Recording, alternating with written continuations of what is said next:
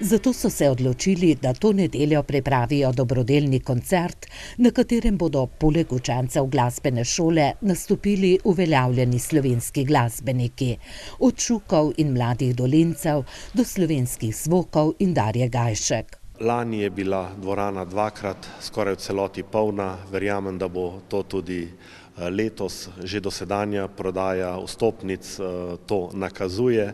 Nam je pripovedoval semiški župnik, medtem ko nam je v cerkvi, ki je še vedno pravo gradbišče, kazal, kaj vse so že naredili. Lani, konec aprila, smo začeli z odstranjevanjem starih opečnih tlakov. Spodaj smo našli kamnite tlake, te, ki jih tudi sedaj vidimo tukaj po cerkvi, sicer restavrirane. Sanirali so tudi stensko vlago, na novo povezali zidove cerkve, napeljali zidno ogrevanje, delno tudi talno gretje. Uredili so novo zakristijo in delno povečali kor. V celoti bodo obnovljene in povečane orgle in pa potem vse ostalo, se pravi preboji tako pri Božjem grobu, za v zvonik, za v novo zakristijo. Naročena so tudi nova, delno lesena, delno bakrena cerkvena vrata.